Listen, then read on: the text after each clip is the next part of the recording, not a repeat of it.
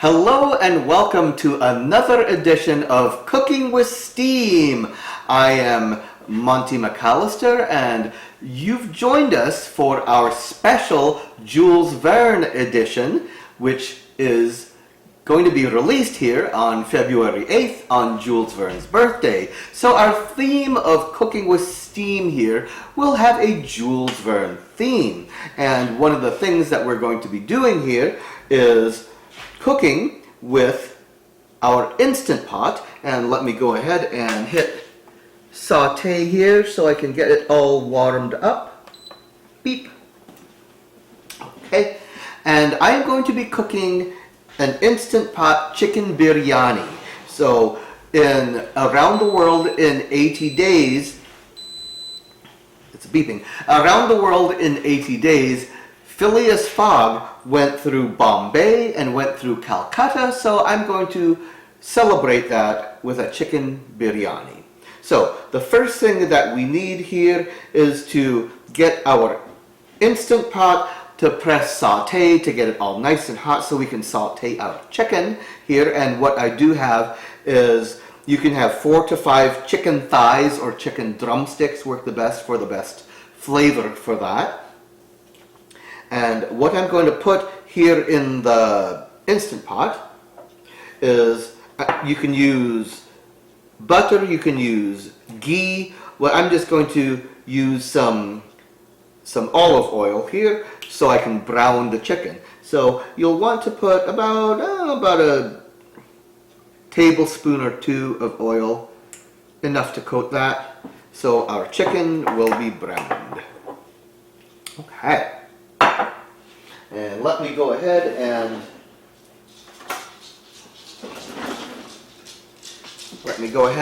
wait for that to be all nice and hot. Okay, now that my Instant Pot is nice and hot, I'm going to carefully put my chicken in. Ooh, you can hear that sizzling. And what I want to do is brown the chicken on both sides. You don't have to cook it super thoroughly. Whew.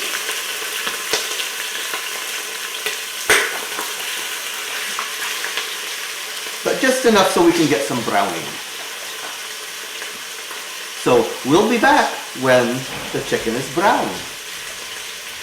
And my chicken is getting browned and sauteed a wee bit. And you don't have to fully cook the chicken because you're going to be putting it in later on with the rice and everything else. So I'm going to quickly take out the chicken, just browning it a wee bit just to get that flavor, get that fond started on the bottom. And I'm still going to keep the Instant Pot on the saute mode because I'm going to be doing my aromatics next. So just a quick pop out of the pot. And I am going to add just a little bit more of the olive oil there so I can get a good saute. And that's about a tablespoon and a half or so. And what I've got here also are 6 garlic cloves that I chopped up fairly thinly. I do like chunky garlic, so I'm not going to totally mince the garlic, but I've got that cut up. And I also have 1 onion that I sliced up too. So I'm going to throw those all into the Instant Pot and saute those. So we can probably start smelling all of those lovely aromas from the garlic and onions. Okay. Stir that around. Now, it'll probably take a few minutes for the onions to get cooked. You don't want them totally brown and totally caramelized. They'll do some cooking once we put all the other ingredients in the Instant Pot here as well. But I'm going to add my spices next. and we want our spices to bloom, so make sure that you've got plenty of oil there to infuse all those spices. With my spices, I've got a melange of spices. Here, I've got 4 bay leaves, so bay leaves. I'm going to throw those in there. I've got 1 star anise, which you can pick up at an Asian grocery store or any international grocery store, so throw that in there as well. I do have, let's see, how many did I put in here? I've got 6 cloves, whole cloves, and I also do have 10 green cardamom pods. You can pick those up at Asian grocery stores, Mexican grocery stores, or Indian grocery stores. So they're a little bit of a specialty, but once you got them, it lasts a long time. So I also do have 10 peppercorns. So plenty of spices here. So in there you go. Gonna stir that around there so all that stuff starts cooking and getting brown. And my next set of spices also, what I have here is garam masala powder. And you can get those at, again, your international grocery stores. I've got 1 tablespoon of garam masala as well as 1 tablespoon of turmeric. So that's that lovely yellow root that we've got there that will add some color as well as some flavor. So in we go. We're going to just sit there and bloom all the spices into the oil. I can smell that getting very aromatic. And you could also look through many recipe books or even on the internet, and you can even make your own garam masala powder. Okay. Alright, our next step is to get 2 cups of water, and I'm going to pour that in there. I still have all the spices and the onions. Ooh, that's getting spicy. And make sure that you deglaze the bottom. So any of those bits that got cooked of like the chicken and the garlic and the onion, make sure to scrape the bottom off really well. Otherwise your Instant Pot will register a burn warning, and you didn't want that. So again, just get your water and scrape up the bottom. Get all those nice flavorful bits from the bottom there. It might take a while, so be patient. You've got plenty of time while you do that. And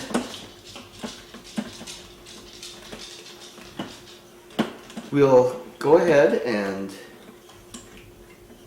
get ready for our next step. Okay, now that I've taken time to scrape all of that fond from the bottom of my Instant Pot, to that mixture I'm going to add 1.5 tablespoons of just regular soy sauce. That will just add some color. It will add some umami flavor to it. Just give it a bit of depth there. And I'm going to add next 1.5 teaspoons of salt. Just regular table salt is fine, just to give it some flavor. So just throw that in the pot. This is kind of a nice recipe where once you've got all of that prepped, all of your chicken, all of your aromatics there, the rest is pretty easy. So we're going to stir that up, make sure it's well blended, and again, make sure that you've got all of the fond scraped up from the bottom. Okay. And next, I want to place the chicken on the bottom. So make sure to do it in this order here. Otherwise, you might encounter, again, a burn notice. So I've done this a few times, and I've done it out of sequence, and my Instant Pot always says, uh-oh, you're going to have something burning. So you didn't want that to happen to you. Okay, so let's put all the chicken back in there. Yummy chicken, nestle that on the bottom. Okay, And get all those chicken juices there as well. So let's pour all of that good stuff back in the pot. And what we've got left here, I've got some basmati rice. Make sure you use basmati rice because that will be really flavorful. I've tried it with jasmine rice, a different flavor, but the basmati rice will make it a good flavor. So make sure that you just sprinkle, and this is 2 cups of basmati rice. We'll just sprinkle that on top, and make sure that the rice is underneath the liquid, because otherwise you don't want to have hot spots on there, like little tough pieces of rice. So just make sure all your rice is submerged in the liquid. There we go. And then we're going to go ahead and set that on high. We're going to set that on high and cook that at high pressure for 7 minutes and let that naturally release for 10 minutes. So we're going to go ahead and do that, and we'll be right back again.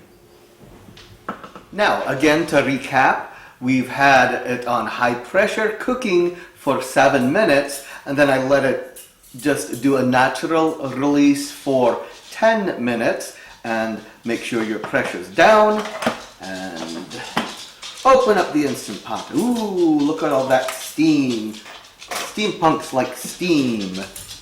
And so make sure that you take out all of the bay leaves, take out the star anise. You don't want to crunch into those because they're pretty tough. So stir everything together. You'll have some chicken, you'll have some rice. So we'll plate that up here all nicely.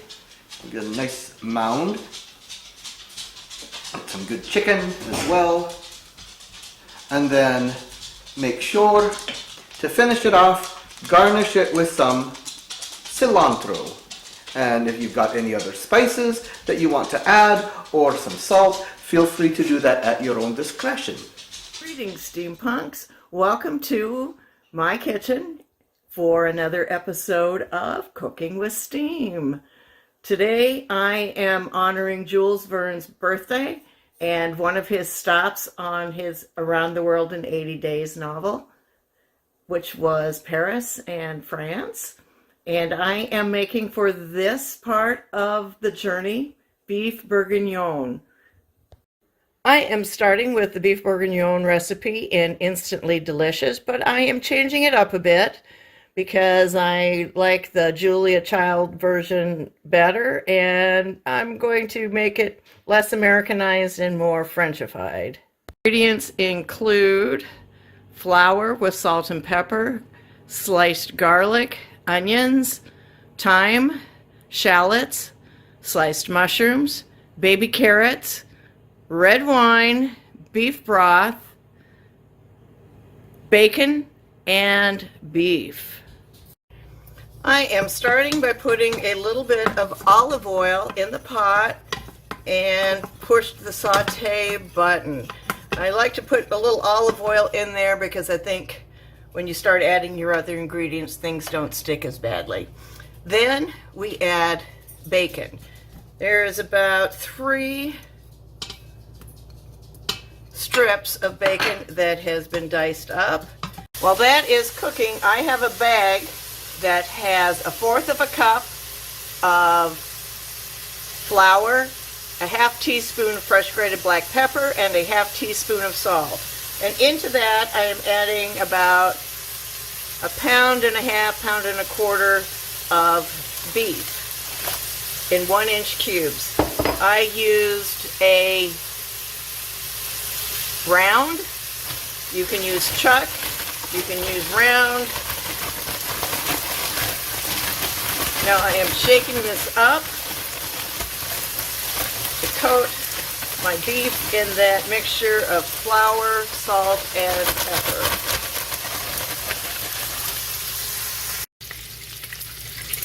Now that the bacon has started to render, I'm going to add half of the beef to the pan.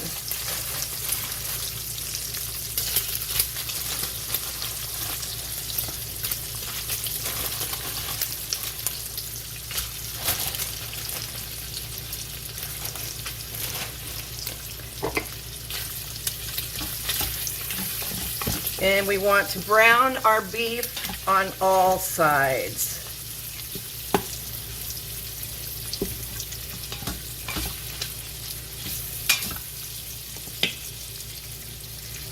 All right, I finished with the 2 batches of beef that I browned, and then I added a 1.5 cups of red wine, preferably Burgundy, to the pot to deglaze the bits on the bottom.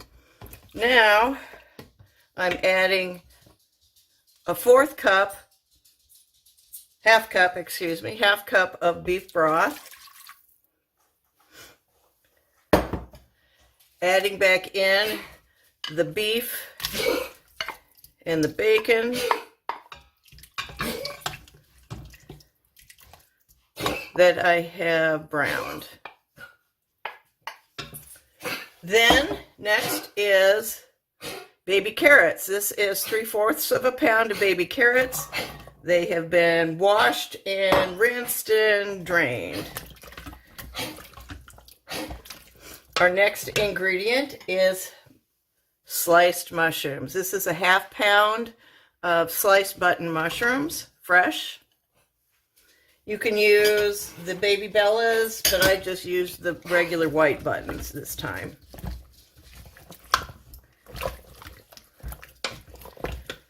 Next comes 1 red onion diced, 4 cloves of garlic sliced,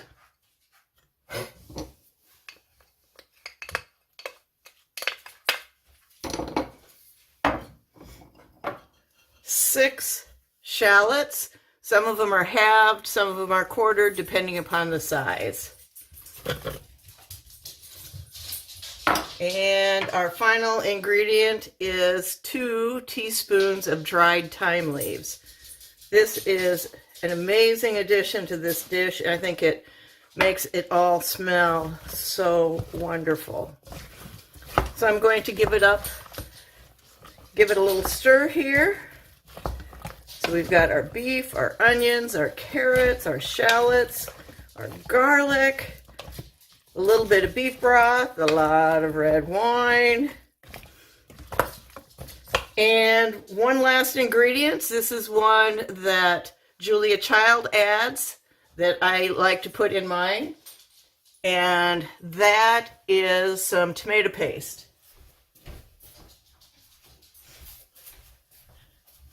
I have about 3 tablespoons of tomato paste. I think this gives it a lovely color and a lovely flavor.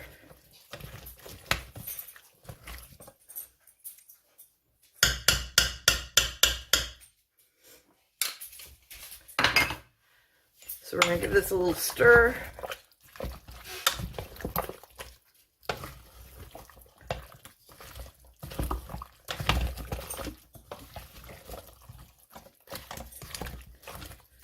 All right, I think that looks pretty good. I am putting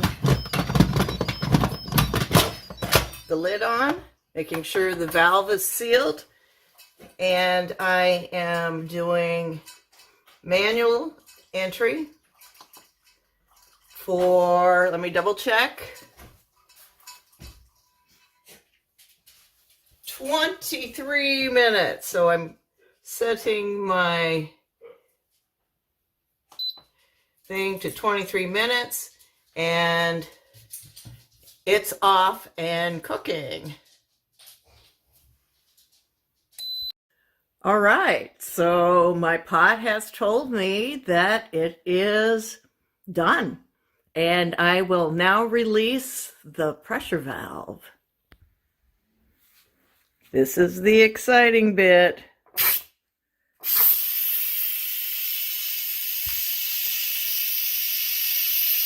My pressure has released,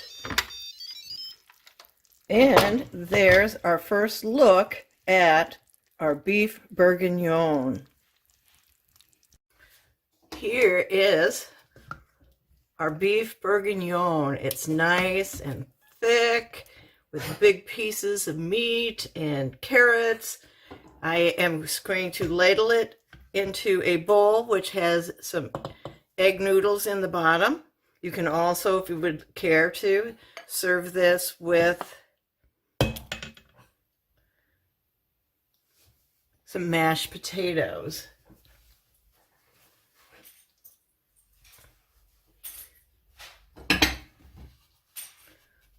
With a little bread, it's a complete meal. As Julia Child would say, bon appetit. Hey, this is Maggie. She's my little beagle. And I will apologize because she was coughing during my filming, but she's got allergies and she coughs, but she's okay and a little cute. Good afternoon. I'm Iris Wentworth, and I'm here today to make everybody's favorite. You can't go around the world without a stop in New York. So we're going to make New York style cheesecake today. Very, very simple in the Instant Pot. Once you do this, you're gonna love it because it's so easy. Yeah, we've got my assistant over here, Dolly. You'll hear her walking around. She's our cleanup crew. So what we're gonna do, we're gonna start today. I've already started with making my favorite graham cracker crust. You can use whatever your favorite crust is. Oreo, graham cracker. I couldn't bring myself to take the filling out of the Oreos, so I made graham cracker. I think that just you can't do. Anyway, so I've got this nice the beautiful graham cracker crust that I've made and put in the freezer so that it's good and solid and stays together well for our cheesecake.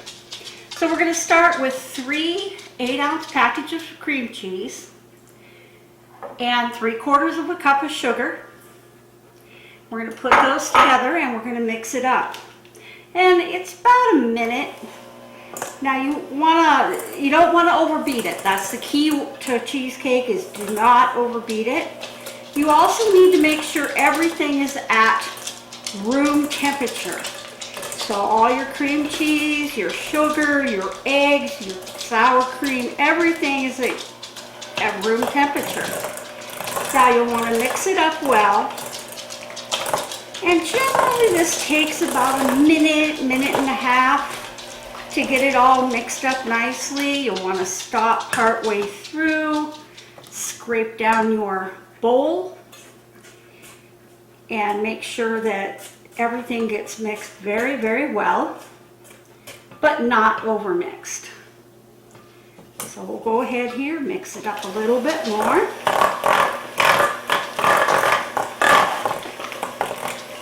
And actually it is better to use a hand mixer when making cheesecake because it keeps you from over-mixing it. Sometimes with your nice KitchenAids and your beautiful stand mixers, you tend to overdo it a bit. So now we've got it nice and creamy, and we're going to add to that just a pinch of salt. Now, you don't want to add very much salt, just a tiny amount, but that tiny bit of salt will help bring out the flavors of the cheesecake. So we'll go ahead and add that along with our sour cream. We've got 3/4 of a cup of sour cream that we're going to put in here.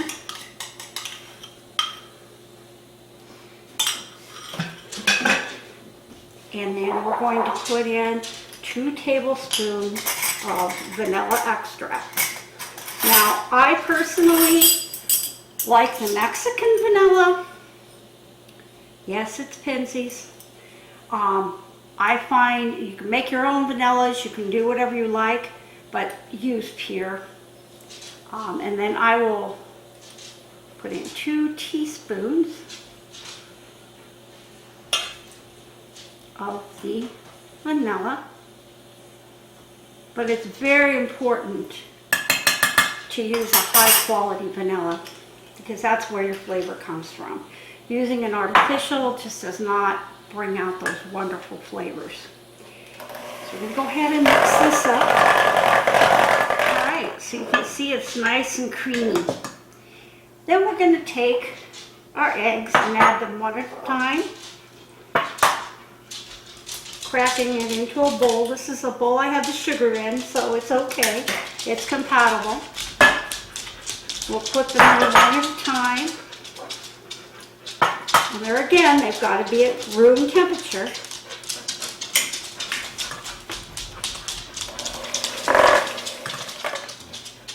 One more egg. Always crack your eggs into a bowl. Even if you're using eggs from the grocery store, which these are, I don't currently have any farm fresh eggs. You still want to check your eggs just because sometimes there can be differences in the egg that you really don't want in your batter.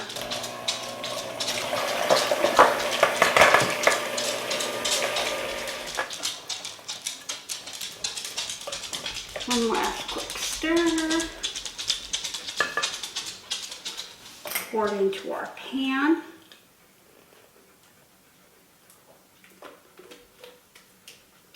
Doesn't that look delicious? So yummy. So smooth and creamy.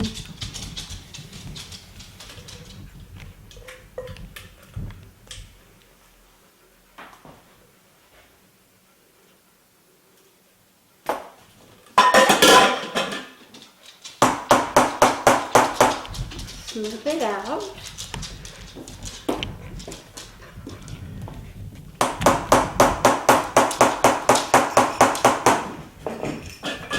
Then we'll want to take our bowl or our pan and gently tap it on the counter.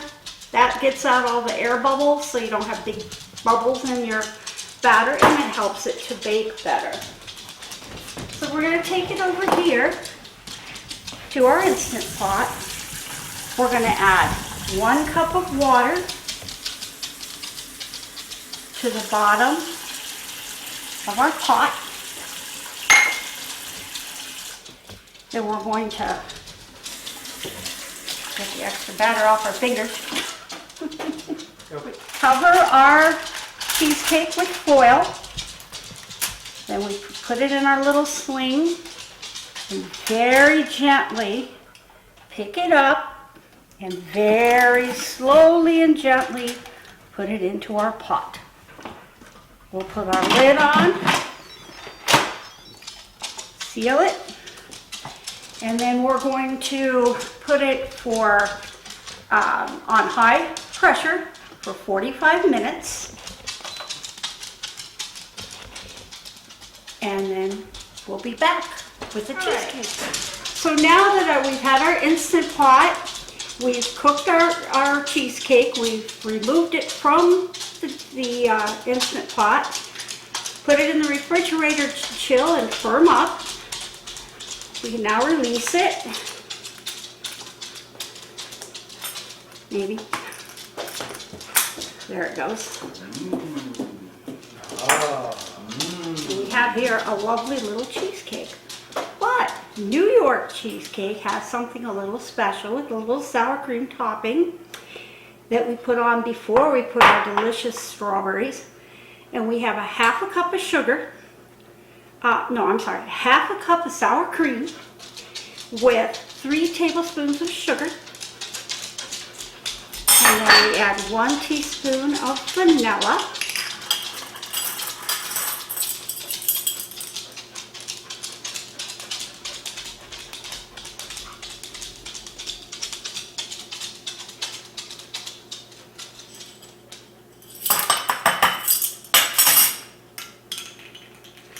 And we mix that together till it's nice and smooth and creamy. Smooth. And then we spread this on top of our cheesecake. That's just a little bit of flavor.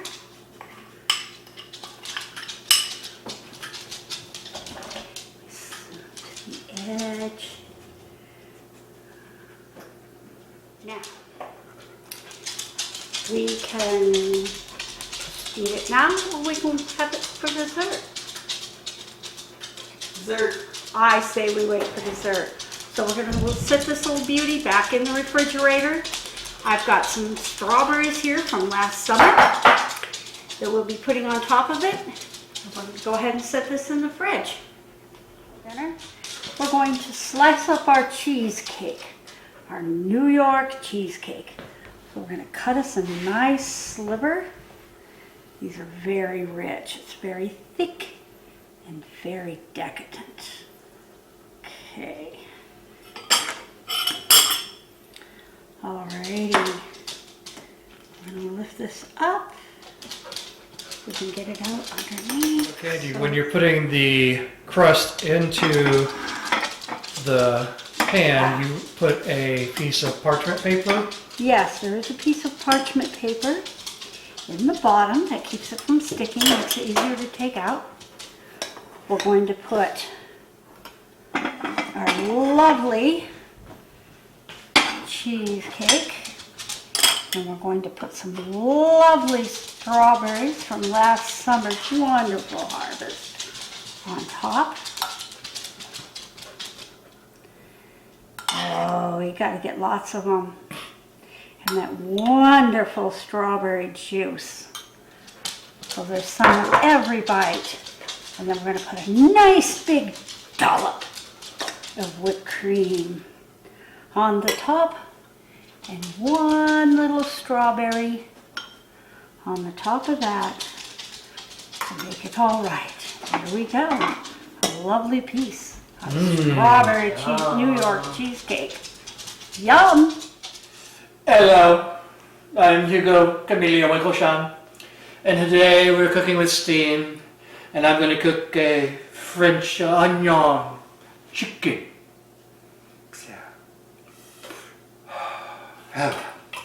So, you get your Instant Pot on saute, get it nice and hot.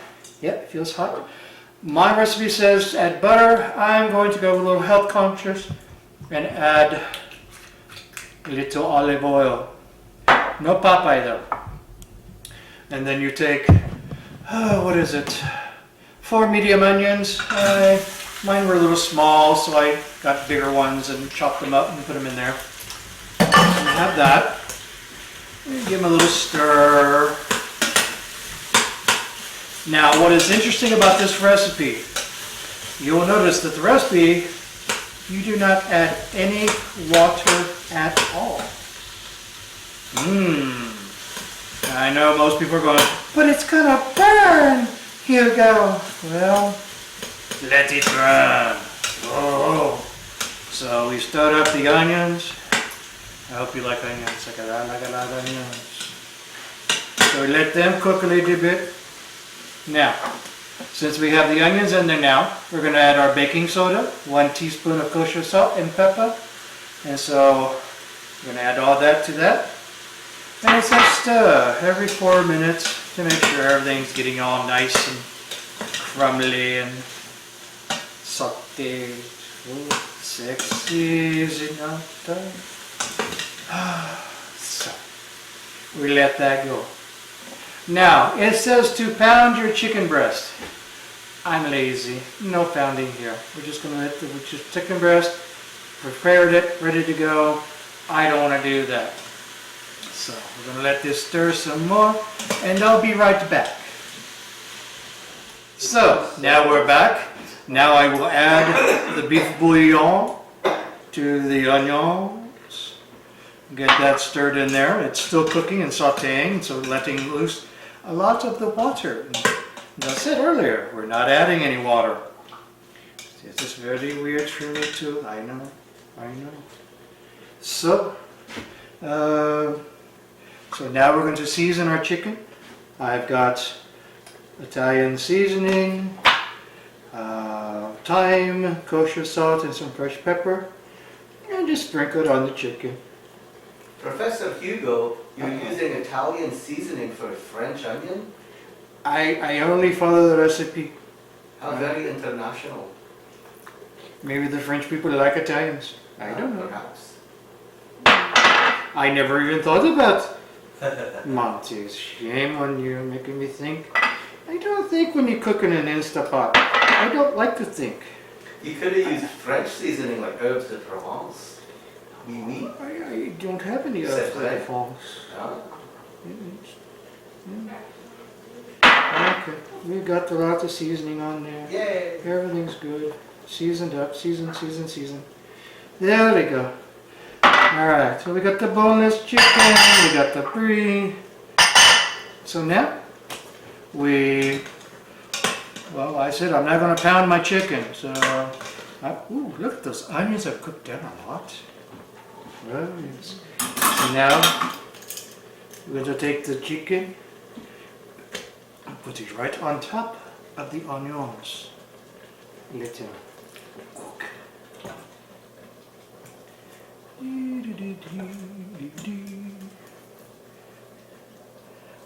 Oh, get in there.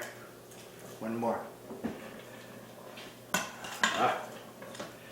Okay.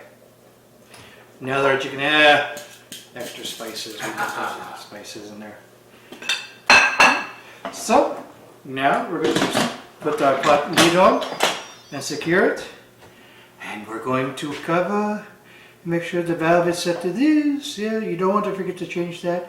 And cook it for 8 minutes. So, we'll be back in 8 minutes or a little bit after that. Yeah, because we can let it sit. Let's see. And then gotta let it another 5 minutes to, then we let go of the pressure. See you later.